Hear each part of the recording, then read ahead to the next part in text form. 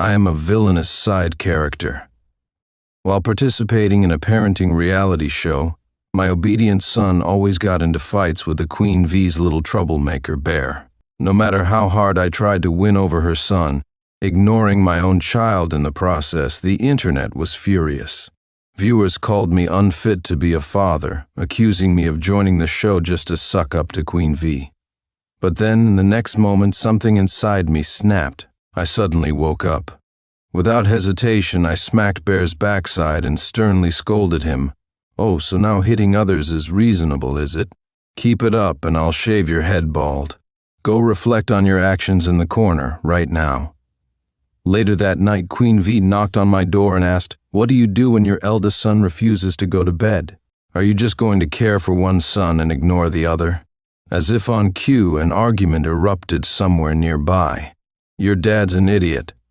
"No, your dad's the idiot. Calling my dad names won't work on me. Bounce back. Everything bounces back." I was speechless. In the villa's living room, their shouting was deafening. Before I could react, one of the kids barreled into me, causing me to stumble backward. The juice I had been holding spilled all over my shirt, the ice cubes sending a chilling shock down my spine. In that instant, a flood of memories surged through my head.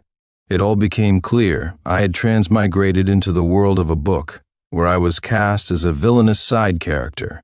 I had been secretly married to Queen V, real name Victoria, for a year. Victoria had twin sons, and we each took care of one of them.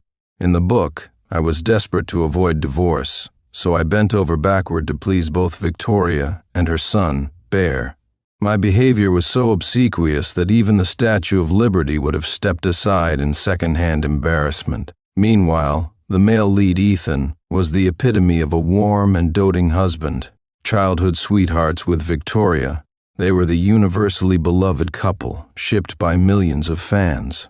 After divorcing me, Victoria quickly married Ethan, and the twins grew to love him.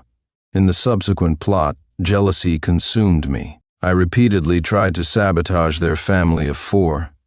In the end, my jealousy led me to kidnap Ethan, a move that resulted in my tragic demise. Damn it, that's terrifying. I wanted to divorce Victoria immediately, lock her and Ethan together, and wish them a dozen kids and an eternally happy life. But the problem was, I was currently on the set of a parenting reality show. I had coerced Victoria into joining the show by using our son, Dawn, as leverage. Dawn was the obedient son I was taking care of. Oh, and by the way, Victoria and I were participating in the show separately, and the audience still didn't know we were married. According to the original plot, I planned to drop the bombshell about our marriage during the show, using public opinion to tie her to me. But if I did that, I'd be a certified idiot. Not only would our secret be blown wide open, but our marriage would also be irreparably doomed. The 2 kids currently screaming in the living room were none other than our twin sons. Dawn and Sunny were fraternal twins and didn't look much alike, but both were utterly adorable with their chubby cheeks and big bright eyes. However, their personalities couldn't have been more different. Dawn was sweet and well-behaved, while Sunny was a little tyrant, the kind of kid who could make even the most patient dog shake its head in despair. The latest fight had started because Sunny had snatched Dawn's toy and even knocked over the block tower he'd been building. Sunny, being a full size larger than Dawn, had scratched him with his chubby little hands. Now Dawn was squatting by the coffee table, his teary eyes glaring at Sunny in silent frustration. Meanwhile, Sunny stood tall, clutching the stolen toy and yelling insults. His smug and unreasonable attitude screamed, "Great a brat!" Damn it. I was fuming just looking at him. I sprang to my feet in a single fluid motion and strode forward. At my sudden movement, Dawn flinched, his face filled with disappointment, as though he was certain I'd take Sunny's side. Sunny, on the other hand, puffed out his chest with a triumphant smirk, clearly expecting me to defend him. But he had it all wrong. That's what the old me would have done. Right now I had all the clarity in the world. Why on earth would I ignore my kind and thoughtful son to coddle a brat who only liked the male lead? Had I lost my mind? I snatched the toy from Sunny's hands and returned it to Dawn. Smiling warmly, I said, "Don't cry, son. Daddy got your toy back for you." Then, turning to Sonny, I dropped the smile and sternly warned, "Try stealing my son's toy again and see what happens. If your mom won't teach you a lesson, I'll do it for her." For a moment, Sonny was stunned. His little mouth fell open in disbelief. Then he burst into tears, ran to my legs and screamed, "You dare take my toy? I'm telling Mommy. She'll never speak to you again." The live chat exploded. What the hell is wrong with Sincere? Kids fighting is normal. Why is he interfering like this? And being so harsh to Sonny of all people? That's Queen V's son. How dare he? I'm so mad I could punch something. Isn't Sincere always sucking up to Victoria? Why is he suddenly being so mean to Sonny? Is his true nature finally showing? Wait, I didn't catch what happened. But it must have been Sincere's creepy kid who started it, right? That kid's too well behaved, it's unnatural. I almost laughed out loud. Society's standards were so warped. A well-behaved child wasn't normal, but a bratty one was? Give me a break. Thinking back to the time a relative's brat broke my entire model collection and then had the audacity to call me the intolerant one, I felt my blood pressure rise. Call me an exposed villain if you want. In my past life, I died of a heart attack caused by a bratty kid. In this life, I wasn't putting up with any of that nonsense. I glared at Sonny and shouted, "First of all, you stole Don's toy and hurt him. Apologize to my son right now. Secondly, only a parent who enables this kind of behavior. Your mom isn't much better. You better tell her to stay out of my business, or I'll scold her too." The moment I raised my voice, Sonny started wailing even louder. His little temper tantrum flared up as he grabbed whatever he could from the coffee table and hurled it at the floor. Crash bang! The sound of breaking glass echoed through the room as fruit bowls and cups shattered on impact, leaving shards scattered all over the floor. Being well versed in dealing with unruly kids, I remained calm. Without hesitation, I grabbed Sonny and tossed him onto the big sofa nearby. The little guy tumbled around like a chubby ball, ending up with his face buried in a pillow. He even let out a startled hiccup, momentarily forgetting to hurl any words of protest. I bent down to help Donnie up, brushing off his clothes to ensure no shards had stuck to them. "Come on, let's not waste time playing with the little troublemaker. Daddy will take you to wash your face." Hearing my words, Sonny scrambled to get off the sofa, but I shot him a warning glare. "If you step down, those glass shards will cut your foot. You'll be bleeding everywhere and won't be able to eat any drumsticks for 3 days. Clearly frightened, Sonny retracted his chubby foot and glared at me indignantly. "Then why don't you come and carry me? Aren't you supposed to love me?" I snorted. "Am I your mom? I just threw you, now you want me to carry you? Go find your mom for a cuddle." The live comments exploded. "Sincere is too much. Why can't he just carry Sonny? Throwing Sonny like that, isn't that child abuse? No wonder he's getting roasted online. Actually, I think he threw Sonny onto the sofa to keep him from stepping on the glass. And honestly, Sonny smashing things when he's mad is such a bad habit." "Exactly. I feel like I'm at my relative's house dealing with a bratty kid." My blood pressure just spiked. Some people argued back, "He's just 6 years old, for heaven's sake. Kids act out sometimes. Can't we be more forgiving? Sincere is such a jerk. Being that mean to a child? What kind of person does that make him?" Just then, footsteps sounded at the villa's entrance. The comment section went wild. "Moonlord Ethan, my prince, has arrived. Ethan's here to save Sonny. Thank goodness.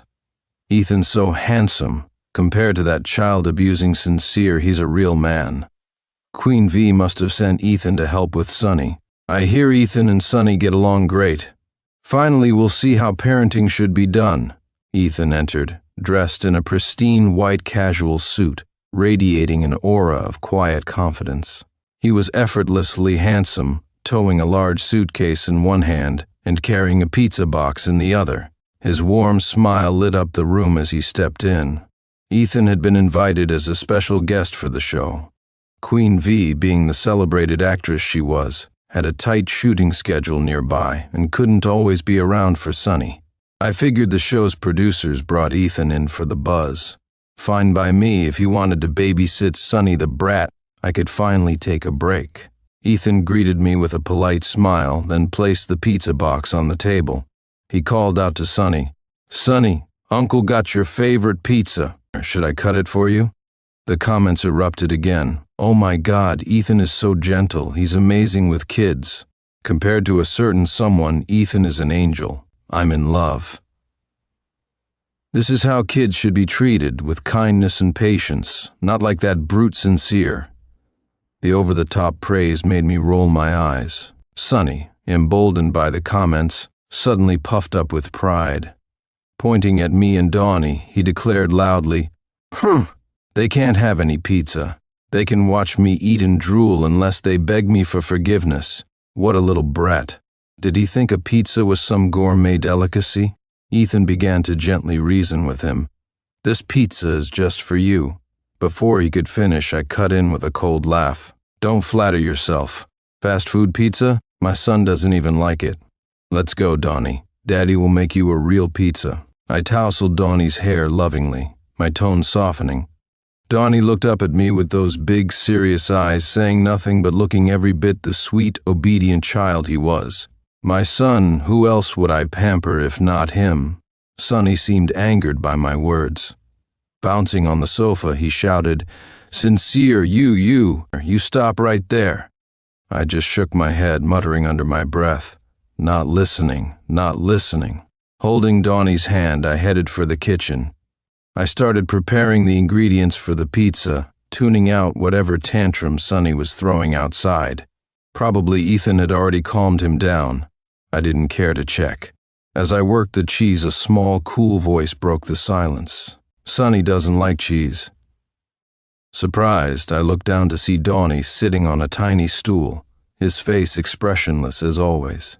He continued in his calm, serious tone, "If you put so much cheese, he won't eat it. You're just wasting your effort." I paused, staring at him. For such a little guy, his words carried an almost unsettling maturity. Donnie, being Queen V's son too, had always been overshadowed by Sonny. Before I had woken up, I was desperate to win Sonny's favor, often neglecting Donnie in the process. Sometimes I even scolded him unfairly. Donnie had grown quieter and quieter, eventually developing mild depression. But now I wasn't going to let that happen again. Donnie was innocent in all this. Such a sweet, thoughtful child deserved so much more. I smiled at him and said, "Daddy refused to cook for him. Wasn't Ethan around to help? Plus, who eats a pizza without cheese? Daddy made it for you because you love cheese, didn't he?" Don clearly didn't believe me, let out a cold snort, and turned his back on me. I scooped him up and said, "My good boy, I know you didn't start the fight with Sonny earlier. Don't worry. If he ever bullies you again, Daddy will make sure justice is served. Now give Daddy a kiss." The next second, Don squirmed out of my arms and stammered, "You're not allowed to kiss me. I'm a boy, not a girl who needs kisses and hugs." His fair little ears turned pink and he scurried to a corner, refusing to look at me. The live chat exploded with laughter. "Ha ha ha, I'm dying. How did I not notice Dawn was this adorable? Those blushing ears are too cute. Dawn's such a good boy. When he's upset, he just hides in a corner instead of throwing a tantrum. If only my little bear were this well behaved." How could someone as lovely as Dawn be Sincere's kid? That jerk got so lucky. Some disagreed. I think Sonny's way cuter than Dawn. That comment got an immediate rebuttal. "You must be a fan of Queen V. Dawn's way more well-behaved than Sonny, unless you're blind, it's obvious. Remember when Sincere used to favor Sonny and scold Dawn? I felt so bad for him back then. But now that Sincere's finally treating him right, I'm so happy for Dawn." The live chat's perception of Dawn gradually shifted. Instead of criticizing him, they were now praising him for being sweet, adorable, and mature. I nodded in satisfaction. Good kids deserve compliments. Dinner was ready just as the pizza finished baking. I whipped up some Milanese pork chops, Peruvian fried rice, and Mexican chicken wraps to go with it. As I set the dishes on the table, Ethan and Sonny walked in. Ethan had brought a pizza, but surprisingly no one had even opened the box. I picked up Don, tied a bib around his neck and said, "Son, dinner's ready. Start with Daddy's special cheese pizza." Sonny suddenly shouted in a bratty tone, "I want pizza too." Ethan's eyes sparkled as he lovingly patted Sonny's head. "Sonny, Uncle Ethan will cut you a slice right now. What else do you want for dinner?" Sonny dodged his hand and pouted. "I want Peruvian fried rice and chicken wraps. You make them for me." Ethan chuckled. "How about Uncle orders takeout for you instead?" But Sonny wasn't having it.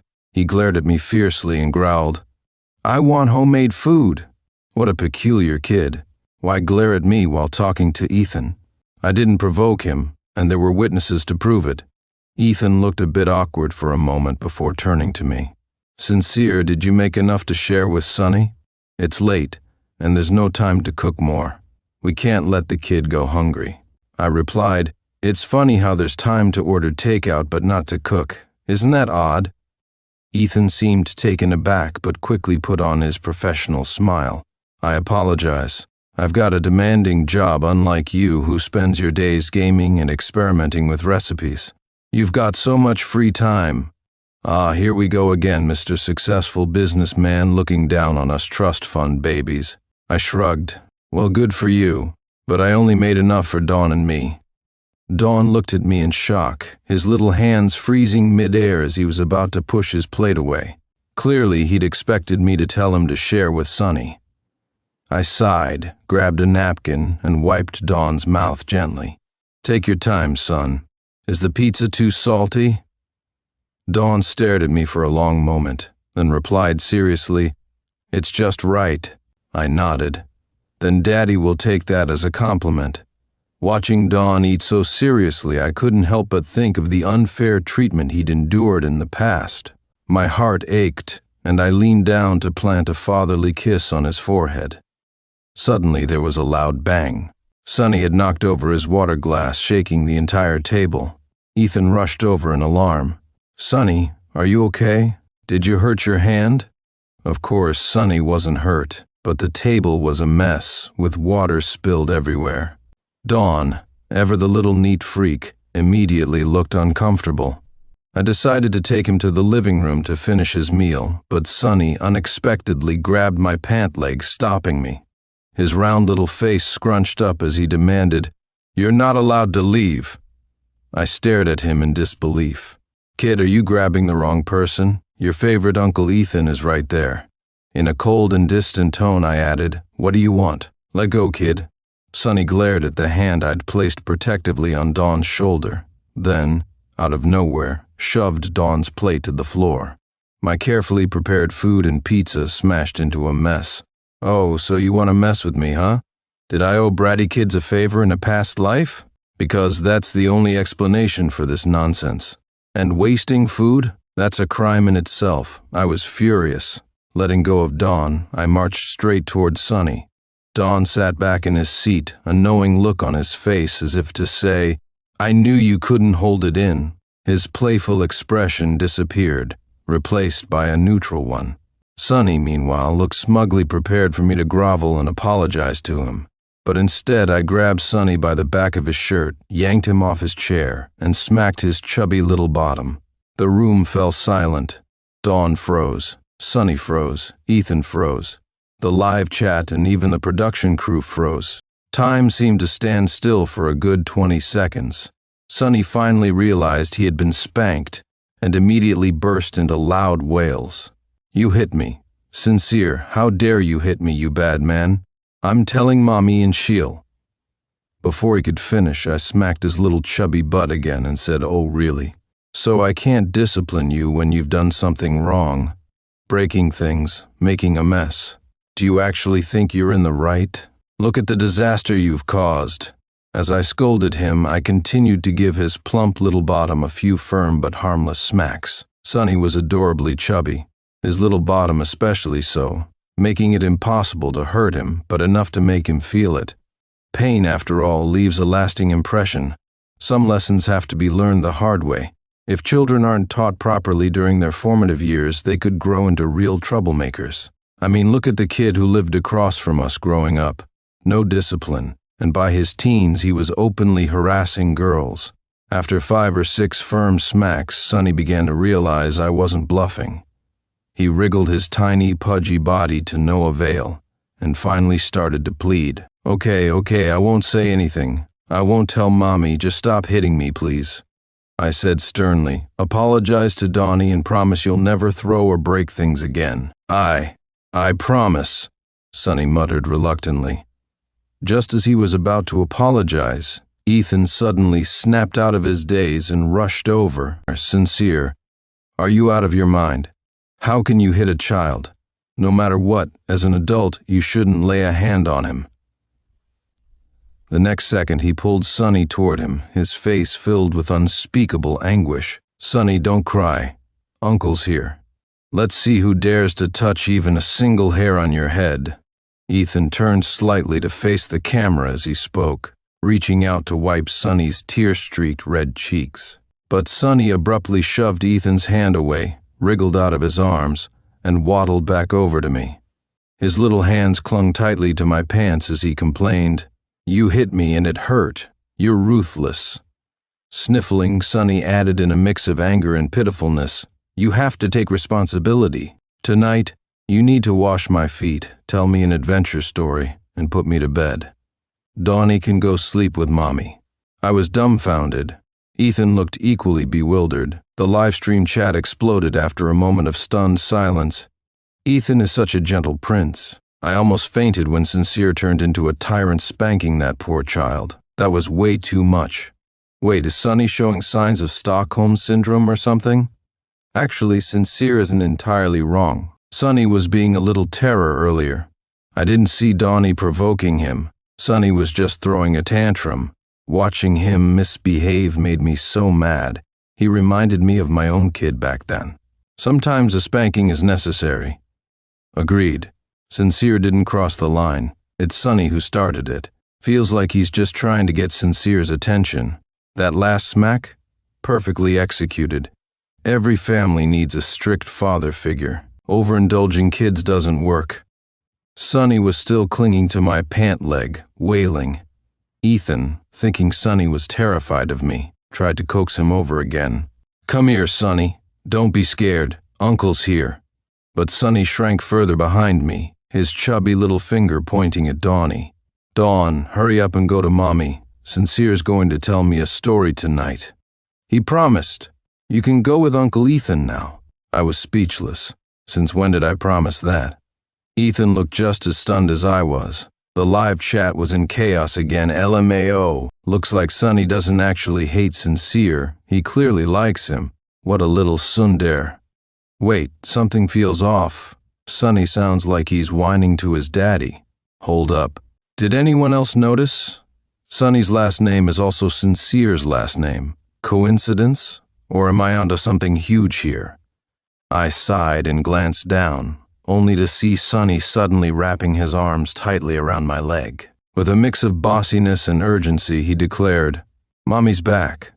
Tell her you're going to tell me a story tonight and take me with you." Startled, I looked up.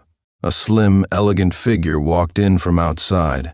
The live chat numbers skyrocketed to unprecedented levels. Victoria had returned. After a full day of filming, she looked flawless, no trace of exhaustion, dressed in a white, cinched waist gown that accentuated her curves and complemented her stunning features. She was breathtaking, truly deserving of her title as Queen V. Even the chat erupted into a storm of compliments. I couldn't help but steal a glance at her myself. Damn, she really was beautiful. But I quickly averted my gaze. No way was I going to end up like the poor sucker in the storyline, who met a tragic end. "Victoria, you're here," Ethan said with a warm smile. Seeing her gaze sweep over the mess in the room, he immediately began to explain. "Sincere hit Sonny earlier. Poor thing's been crying non-stop. I was just about to get a doctor to check if he's hurt." The live chat erupted again. Uh-oh. Queen V is gonna blow up. Her precious baby got hit? Sincere's definitely getting sued. Victoria's eyes landed on me, her brows knitting together. "You hit Sonny?" she asked. I smirked. Perfect, I thought to myself. I'd been planning to divorce her and find a second chance at love anyway. If she wanted to pick a fight on the reality show, even better. Let's blow this up, make a scene, and call it quits once we're off the air. Cracking my neck, I replied nonchalantly, "Yeah, so what?" I hit him because he stole my son's belongings, hit my son, smashed plates, threw food, and yelled. As his mother, how did you raise such a brat? If you won't teach him, someone else will. I hit him lightly. What, you have a problem with that? The comment section erupted in laughter. Ha ha ha ha, Sincere is killing me. So savage. I'm dying. It's like he's saying, I hit your kid. What are you gonna do about it? This is the first time this show has made me laugh so hard. Sincere is unexpectedly winning me over. I wonder how Queen V will react. Will she slap Sincere? But in the next moment, Victoria's red lips curved into a smile as she looked at me and said, "Well done. Sonny is just too mischievous, and I rarely have time to discipline him. I could really use someone to help teach him a lesson. I'll be counting on you from now on, Sin. Thank you so much." I was speechless. It felt like Sonny was the only casualty of this world. Meanwhile, Ethan stood there completely stunned, forgetting for a moment to control his expressions, his face a mask of utter shock. The comments rolled in, "Oh my, this is the first time I've seen Ethan look like this. Wasn't he just saying he didn't know how serious the injury was and that they should get a doctor? Isn't this just fanning the flames between Sincere and Victoria? What a manipulative move. Honestly, he's been jumping around the whole time, and I've had enough. You let your brat run wild and then defend him when he gets into trouble. Isn't that just harming your own kid?" The comments section's tone completely shifted. Ethan's fans either went silent or tried to defend him, only to be shut down. Within an hour, 2 hashtags trended at the top. Ethan the fake caring dad, real harmful parent, and Sincere disciplining the brat, a parenting model worth emulating. But that wasn't even the most shocking part to me. What stunned me was the 3rd and 4th trending hashtags. Victoria's gaze at Sincere is full of affection, and Victoria calling Sin sounds so much like a doting wife. Underneath were countless comments shipping me and Victoria as a couple. People were writing things like, "the strict yet gentle chef dad and the cold but tender Queen Fee," and even posting 10,000-word essays about us. I was speechless. What was going on? I wanted a divorce. Ethan and Victoria were supposed to be getting married. Why weren't they shipping them instead? How could they get it so wrong? Shocked, I quickly scooped up Donnie and slipped back into our room. Later that night, I was lying in bed with Donnie in my arms, just about to drift off to sleep when I felt him squirm out of my embrace. He pulled the blanket over me, then snuggled back into my arms. I opened my eyes and whispered, "Thanks, son." Donnie froze for a second, then lay back down and said in an old soul tone, "You're welcome, but I just got up to pee and happened to fix the blanket for you." I chuckled and replied, "Donnie, you're so thoughtful. Daddy is so proud of you for caring about others, but you also need to look out for yourself, okay? Otherwise, people might take advantage of your kindness. Come here, let Daddy give you a kiss." Donnie's ears turned bright red as he quickly covered his face and rolled over, but this time, he wasn't upset. In fact, he even scooted a little closer to me, as if he wasn't as distant as before. I was about to tease him a bit more when there was a sudden knock on the door. The comments section was buzzing, "Ah, who's knocking?" I was just getting emotional about Sincere and Donnie's bonding moment. This is so touching. Sincere is such a fair and loving dad. That's what parenting should look like. As a man whose wife is 7 months pregnant, I've learned so much from this. Who dares interrupt Sincere's father-son moment? So annoying. I opened the door, and to my surprise, it was Victoria. She was wearing a dark red silk nightgown, her hair still slightly damp from a shower. Her mature charm was on full display. I asked, "Did you knock on the wrong door?" I was baffled, thinking she must have mistaken my room for Ethan's. But Victoria bit her lip and said, "Sonny is acting up and refusing to go to sleep." I was speechless. Completely dumbfounded, I asked, "What does that have to do with me? After all, he wasn't even my kid." Victoria replied, "How does it not? You're his father, aren't you?" Her beautiful watery eyes gazed at me, filled with grievance. Are you only going to care about one of your sons? I was in shock. This was too much self-disclosure. And wasn't her so-called prince, Ethan, still in the picture? The comments exploded. What the heck? Victoria just said what? Oh my God, she said his father, underline that. What's going on? What's the relationship between Victoria and Sincere? Are they married? For the first time, I no longer had to worry about a specific trending topic, because now the entire trending list was filled with me and Victoria. I couldn't help but laugh out of sheer frustration. But Victoria, looking completely innocent and unaware of the chaos her words had caused, casually carried Sunny into my room. I have an important scene to rehearse tonight, she said. Can you watch him for me? Please, honey. I promise I'll make it up to you tomorrow. The comments section went wild. What does make it up to you mean?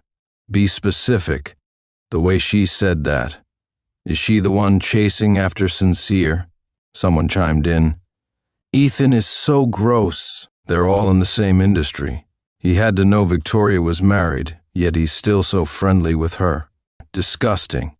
Another replied. He's clearly trying to steal someone else's wife. What a creep. I stared blankly at the comments. I didn't feel much about Ethan being dragged, but how was I supposed to get a divorce now? Looking down at the two kids on the bed, one plump, one slim, I found myself locked in a six-eyed stare. Donnie, with the demeanor of a little adult, coolly said, Do you want me to sleep in the guest room? I asked, stroking Don's cheek gently. Be good, son. You sleep here with Daddy, I said. But what about me? Sonny protested, clearly displeased.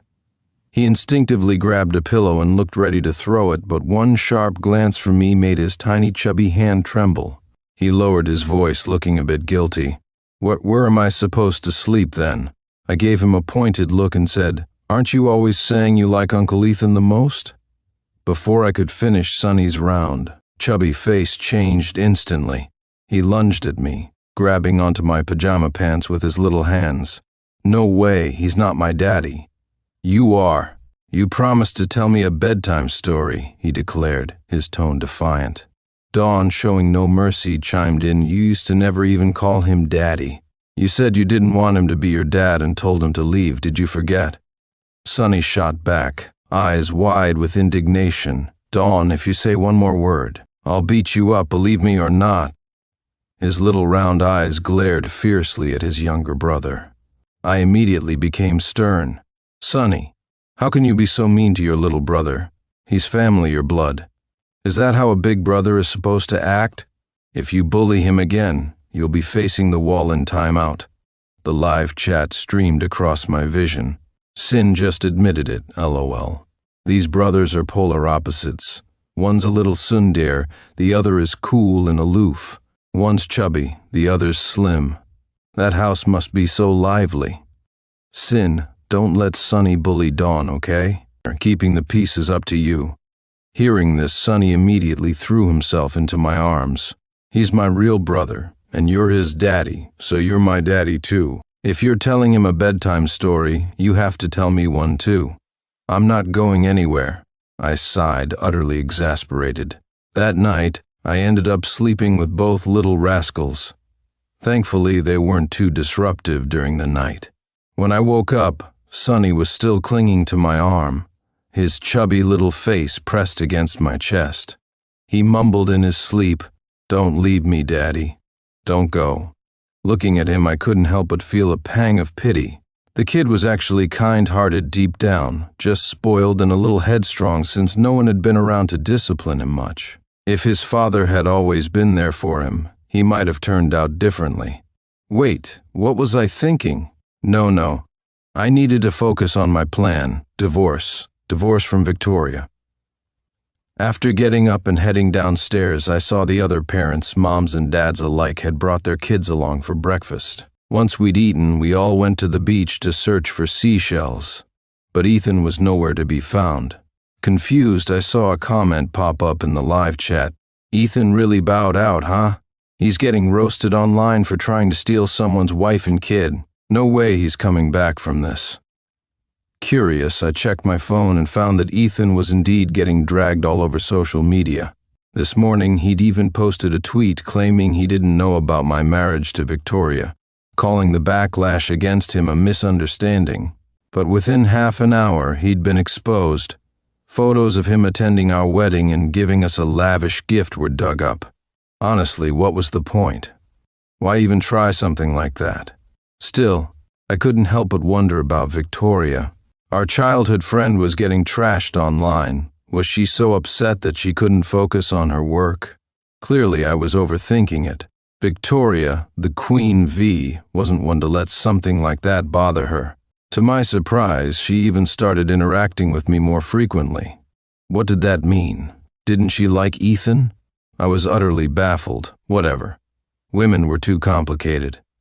Playing with the kids was way more straightforward. Having a son like Dawn made me feel proud as a dad. As for Sonny, he'd mellowed out over the past 3 days. He still had his moments of acting out, but I had a strict policy. Any tantrums, property damage, or bullying of Dawn were met with a classic 3-step punishment: spanking, timeouts, and writing apologies. After a few rounds of this, Sonny finally learned his lesson. He even started looking after Dawn and acting more like a proper big brother. Meanwhile, the son of a celebrity from another group was a notorious troublemaker. One day, while I was disciplining Sonny, her kid deliberately spilled a drink on him. I couldn't hold back and gave her kid a couple of firm pats on his chubby bottom. Who could stand a brat like that?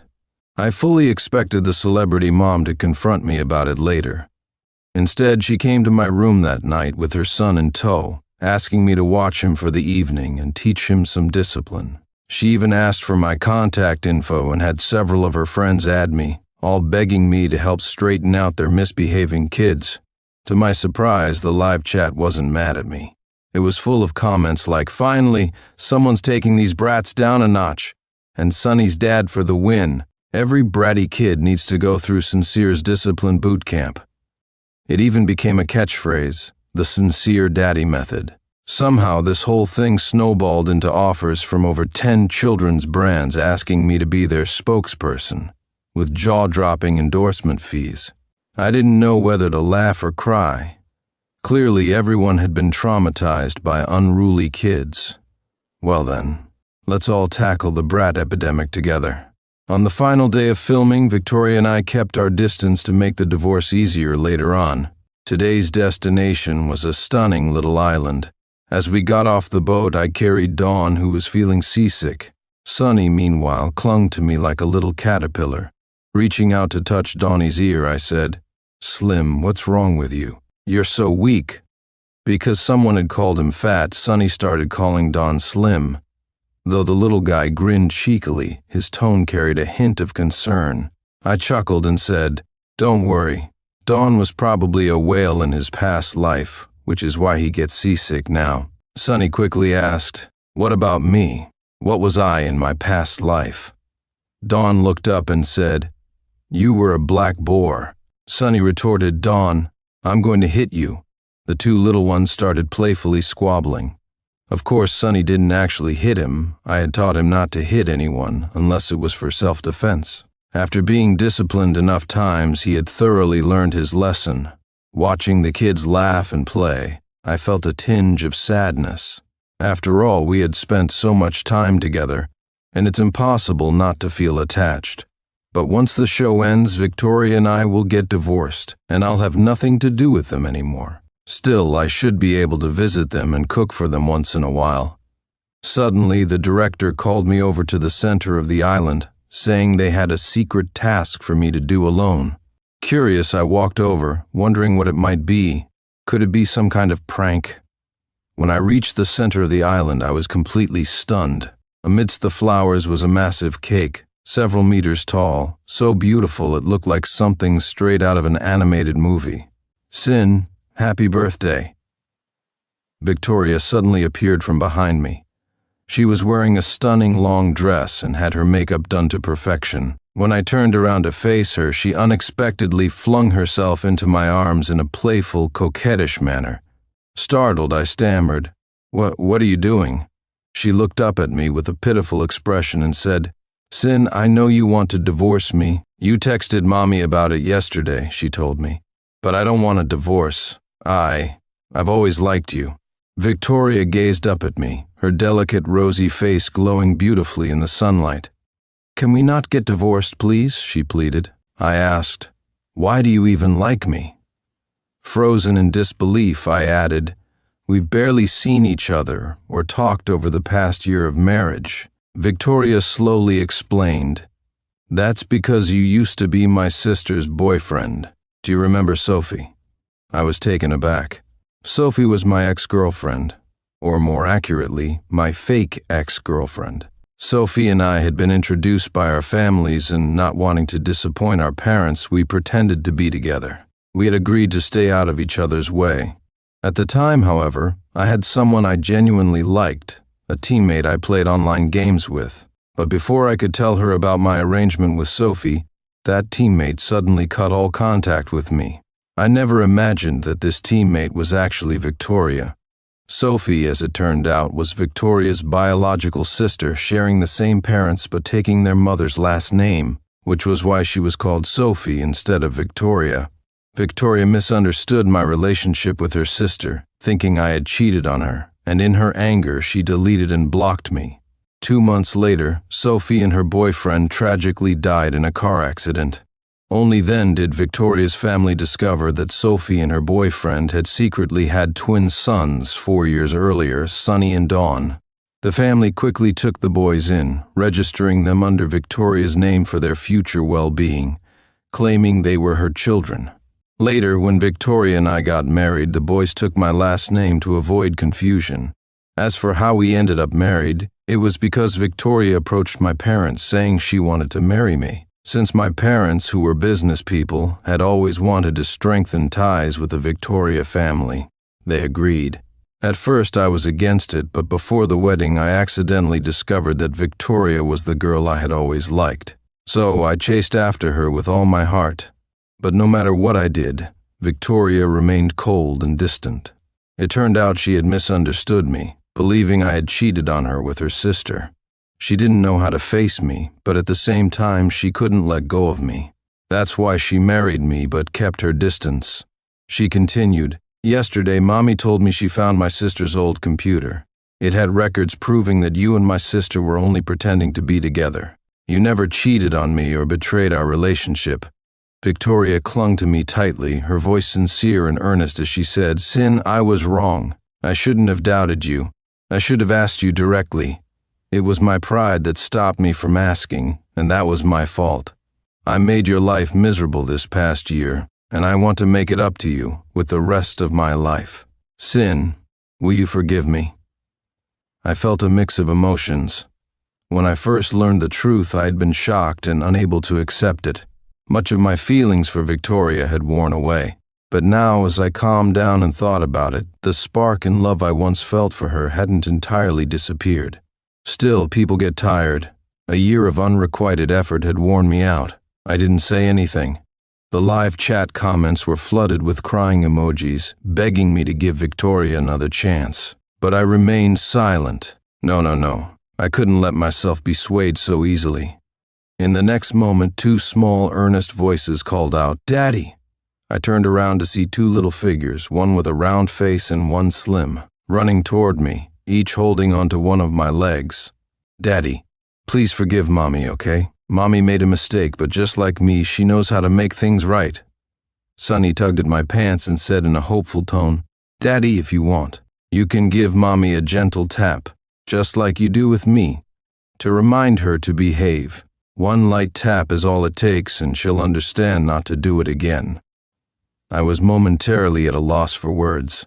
Then Donnie added in a calm, sincere voice, Daddy, I can show you that Mommy cares about you. In fact, many times after you've fallen asleep at night, Mommy quietly comes into your room to kiss your face. You just sleep so deeply that you never notice. Startled, I looked down at Victoria, who was still holding on tightly, not letting go. Nestled in my arms, she looked up at me with those captivating eyes filled with an almost imperceptible hint of sadness and grievance. Sigh. How is it that both my son and his aunt, oh wait, my nephew and his aunt, can look so pitiful? I can't stand seeing people look so pitiful. Not far away, the director was clasping his hands together, practically begging me to give in. The comments section was exploding, with the entire internet pleading for me to forgive Victoria and give her another chance. A devoted woman deserves a second chance, they said.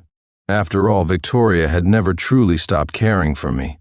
The misunderstandings had simply created a wedge between us, and her coldness had been nothing but a facade. Fine. Under the collective pressure, I reluctantly agreed to Victoria's request for now. But my plan was simple. Agree for now, and after the show, if she reverted to her cold, aloof persona and kept her distance, I'd still go through with the divorce. However, I never got the chance.